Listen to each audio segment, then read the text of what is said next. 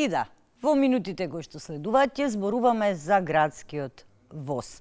Нешто што веројатно ќе биде добро не само за жителите на Скопје, туку и за сите оние кои што гравитираат од пошироката скопска околина.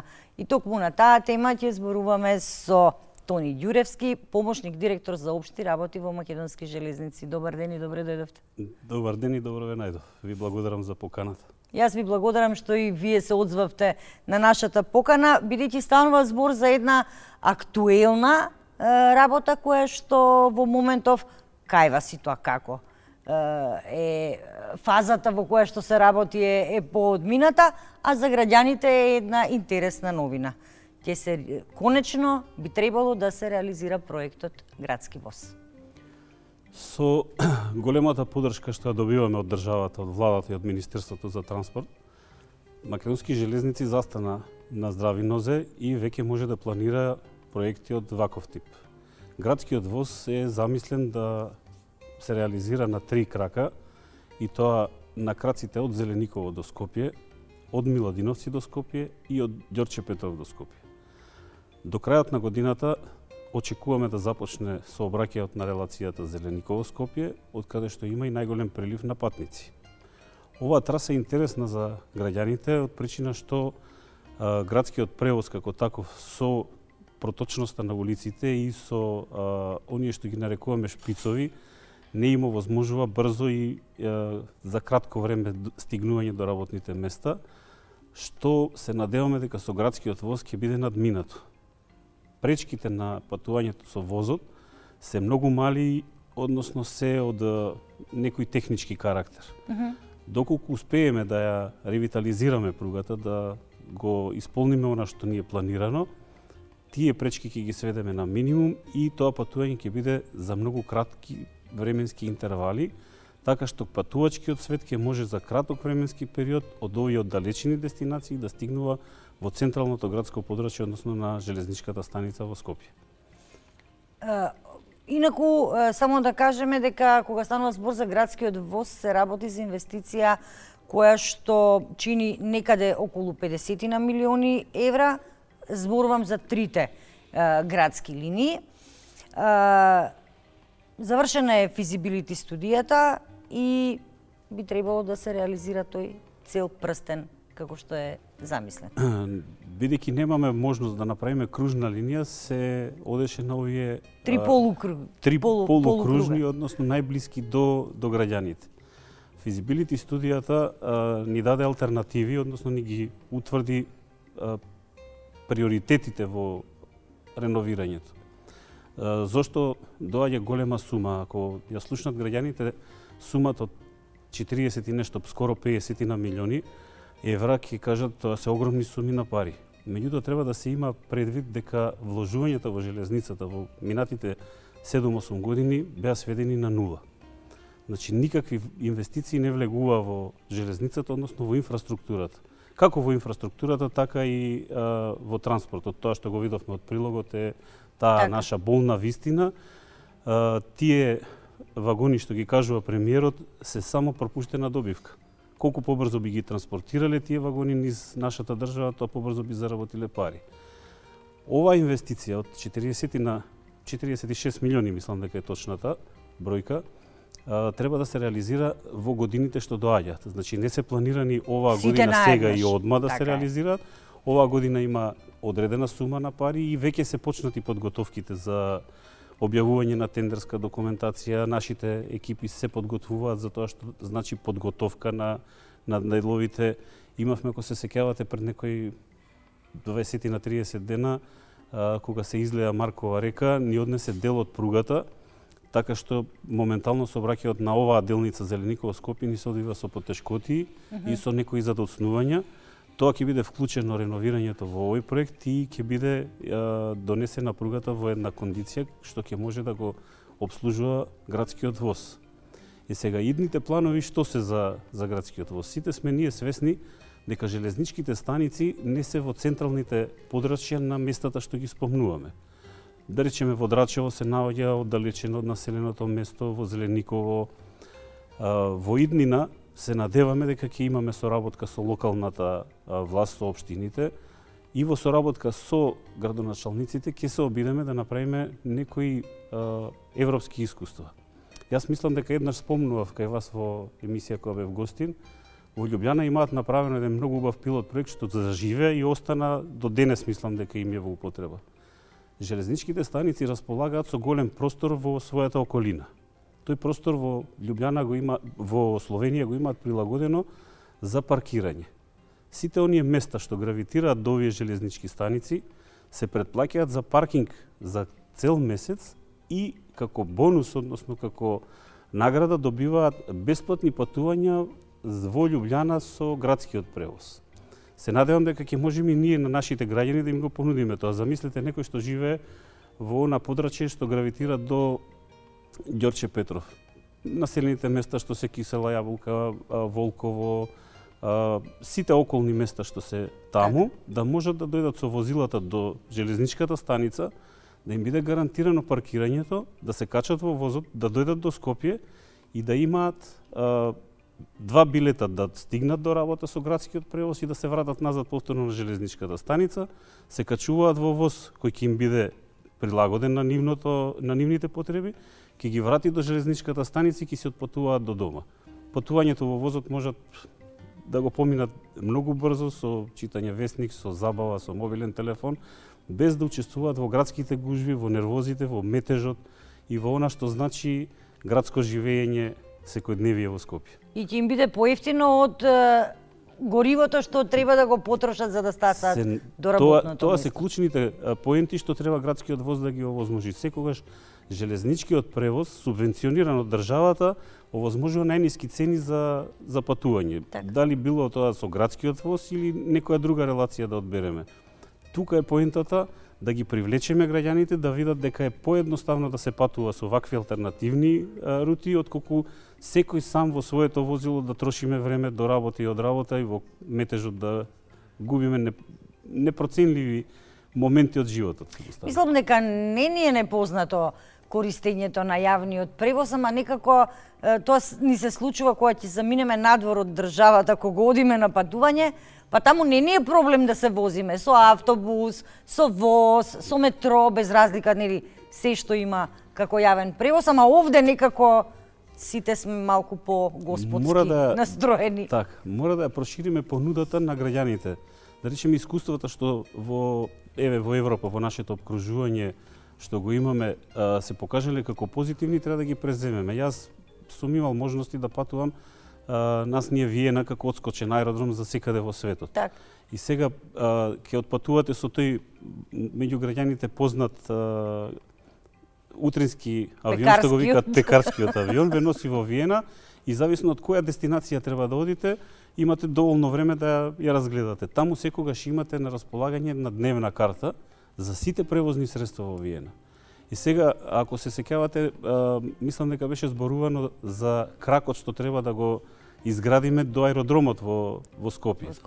Многу би било убаво да имаме и ние да го направиме нашиот регионален аеродром, градскиот воз да го вклучиме во овие релации, да имаме таква дневна карта што ќе користат луѓето и ќе бидеме привлечни за граѓанството. Еден проект што го направивме околу Нова година, ако се сеќавате, со Дедо Мраз стигнува со воз. Огромен интерес има кај таа млада популација да го користи возот. Значи, ако од мали нозе го воведеме овој градски воз и ги качиме дечињата, ја видат придобивката, затоа што градинки имаме и во Миладиновци, во Илинден, во Зелениково, во Драчево. Тие мали деца од мали нозе ќе стекнат култура да патуваат со воз и ќе им биде после тоа најнормална работа да го прифатат возот како превозно средство. Првиот крак што треба да профункционира до Нова година е всушност кракот Зелениково, Драчево, аеродром, Кисела вода, Зелениково, Драчево, Лисиче, Скопје со измеѓу стојалишта ги викаме ние, попатни станици. За попатните станици сакав да прашам, значи се до железничката станица во Скопје. Во Скопје. Транспортниот центар, така. Така. Каде ќе бидат овие стојалишта? Тоа ќе се направи проценка со потребите на граѓаните, каде ќе има најдобар контакт со останатите превозни средства. Конкретно да речеме, ако се укаже потреба од местна заедница, од било кое населено место каде што гравитира поголем број на население кое е заинтересирано, никаков проблем не е железницата да излезе во пресред, да го прилагоди градскиот воз на овие услови и да ги прифати овие барања од граѓаните. Така. Ако државата се очекувам да излезе во пресред и со субвенционирање, она што го имавме за бесплатен превоз да се реализира, да повозрастните граѓани, учениците, студентите, ако сите тие го прифатат овој градски воз и ако заживее, мислам дека ќе биде многу оправдан и многу добар проект за градот Скопје. Во првите моменти ќе се забележи. Да речеме, замислете една железничка станица Скопје Север. Таму гравитираат огромен број на стамбени згради. Околу железничката станица има огромен паркинг. Да може целото тоа население од Радишани, од Бутел, од Чаир, од Топанско поле, да го користи тој градски воз, може да замислите какво растеретување на сообраќајот ќе има во централното градско подрачје. Уште во самата населба Чаир, по Цветан Димов, так, по Словенечка, по сите тие што ја викаме Никола Карев пластичарска, ќе се забележи осетно намалување на потребата на граѓаните да ги користат автомобилите. Нешто би сакала да ве прашам во контекст на оно што го спомна, што го слушнавме во прилогот претходно. Македонија во последниве неколку години немала ниту една карго локомотива. До таму дојдовме. Очигледно сме дошле. Пред Нова година, кога го најавувавме почетокот на новиот возен ред, ви кажав дека колегите од акционерското друштво Транспорт со надчовечки напори се обидуваат да ги вратат во функција и веќе е забележливо враќањето на локомотивите во функција. Се очекува деновиве уште една од дизел локомотивите, набавени се тркала, колку што знам од колегите, треба да се вградат, да се направи секое тестирање и да се врати во функција. Мислам дека е 661 Кенеди, што ги викаме ние популарна, 410 ќе биде и таа. Тоа што го констатираше премиерот, бевме оставени на столбот на срамот како фирми, и акционерското друштво и ние како инфраструктура. Соседните железнички управи, српските железници и грчките железници беа поддржувани од државата, се опремени со локомотиви, беа подготвени возовите што беа стигнувани во Солунското пристаниште да бидат транспортирани. Ние не можевме да одговориме токму заради недостаток на локомотиви. Заради нечие неодговорно однесување, не биле редовно одржувани, сервисирани, средствата се трошеле, имаше меѓу вас новинарите некој објави информација за еден од директорите во акционерското друштво Транспорт, замина со делегација во Париз и потрошија некоја огромна сума на пари. Неодговорно, никој не ги повика на одговорност за таа работа. Тоа е срамота, а ваму во државата оставаш хаос, немаш локомотиви, немаш гарнитури. Ние сме имали ни прекрасни шпанци ги вика, шпанска гарнитура, дизел, што се обраќаше на релациите до Битола, до Кичево. Тие беа прекрасни, удобни за возење, луѓето ги користеа. Замислете, имавме електрични гарнитури Горбачов, тие руските, да ги видиме во овој градски воз секојдневно на релациите, вклучително со новите гарнитури што беа набавени, и луѓето ќе им се врати споменот на една железница која служеше за потребите на граѓаните. Но и на помладите генерации ќе им биде интересно да патуваат. Да, мислам дека ќе се роди желба, ќе се стекне една култура на патување со воз, ќе го прифатат возот како нормално превозно средство. Градскиот воз е проект од кого сите ние имаме големи очекувања. Се надеваме дека за скоро време ќе профункционира првата делница, ќе успееме најверојатно и зависно од средствата што ќе ги има на располагање, да ги оспособиме и останатите две. И клучна работа ни е ако земеме човечкиот фактор. Ако некогаш сме биле превработени, сега имаме проблем со луѓе што ќе ги користиме за редовна работа. Тоа сакав да ве прашам, каква е иднината на железницата? Оти ние може се да направиме. И пруги, да се купат и возови, да се реновираат, реставрираат старите вагони, локомотиви и така натаму. Ама луѓето? Луѓето ни се веќе дефицит. Може да констатираме дека ние како железница, заради погрешни потези што ги влечеле одредени раководства, одземено ни е училиштето Владо Тасевски. Тоа си беше во склопот на Македонски железници. Одземен ни е здравствениот дом Железничар, каде што нашите вработени постојано си одеа на лекарски прегледи, оние што се со закон задолжителни. Производството на кадар за железница е многу специфичен. Јас сум ученик, средното училиште го заврши во Владо Тасевски. Таму се обучува специјално кадри за железницата. Ние сме учеле 4 години, сме сообраќајно-транспортни техничари, сме вработувани по групи луѓе од 10 на 20 до 50-60. И сега кога доаѓаме за пензионирање еден по еден, цели групи заминуваат. А образованието не произведе кадар, образовната политика што била водена не обрна внимание на овој сегмент и ние, да речеме, сега имаме во изградба Коридор 8, а во годиниве што поминале, од тој крај нема ни еден човек способен за железничкиот сообраќај, за отправници на возови, за машиновозачи што ќе го обслужат овој Коридор 8. Тоа се специфични струки, специфично знаење бараат, не може било кој да ја работи таа работа. А треба да се обслужи, треба да се пополнат работни места, таму се работи во смени 12-24, 12-48. Сега колегите се преоптеретени во сообраќајот, од централно место се управува дел од сообраќајот во Македонски железници и буквално многу тешко дури годишните одмори да ги искористат, а не да не зборуваме за вишок од сати што ги остваруваат. Железницата ги покрива, им се исплаќаат на луѓето, меѓутоа од друга гледна точка се презаморени, се чувствува заморот. Ова ќе дојде како уште поголемо оптоварување градскиот воз. Имаме одобрение од државата да се примаат луѓе, ќе почнеме со и можам и јавно вака да повикам, нека пратат луѓето, нека го следат конкурсот, нека се јавуваат на конкурсот. Примањата што ќе ги објавиме, се надеваме нема да бидат тука и тие, ќе се работи на зголемување на платите на тие вработени, ќе биде железницата атрактивна. Ова нека биде и повик до младите луѓе, бидејќи гледаме во годиниве кои што се пред нас, да речеме, почнаа децата да сваќаат дека не е се во гимназија, дека не е се во IT технологија.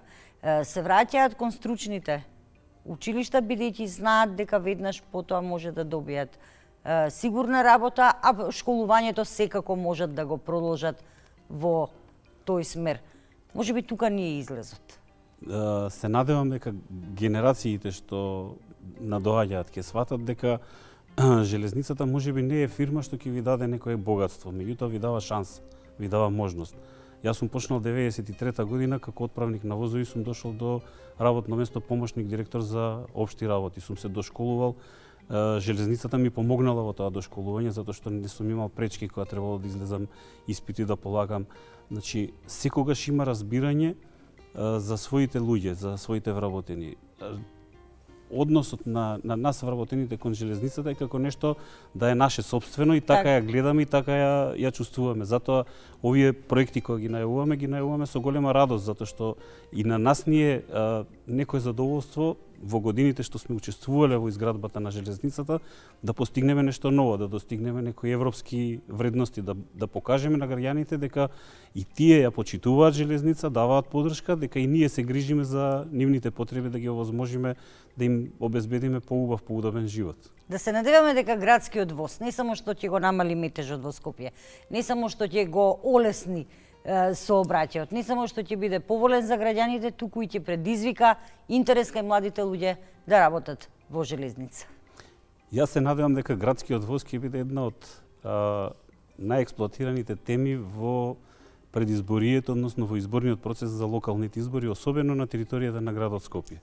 Градскиот воз кај градоначалниците што ќе се кандидираат, ќе биде тема секојдневна и ќе биде и за нив интересна и ќе им донесе политички поени, односно ќе им обезбеди гласачка поддршка од луѓето. Тоа е како идеја, тоа е како наша замисла, тоа е наша цел што мора да се оствариме. Ѓуревски, ви благодарам за гостувањето. Ќе се видиме сигурно уште во некоја следна прилика. Верувам дека ќе имаме можност да се провозиме и со градскиот воз, барем по првата делница која што ќе ја пуштите кон крајот на годинава. Ви благодарам на вас како куќа Македонска телевизија, особено на програмата на градовите, што ни овозможувате на ваков начин да ги презентираме нашите планови и да се обратиме до нашите корисници граѓаните.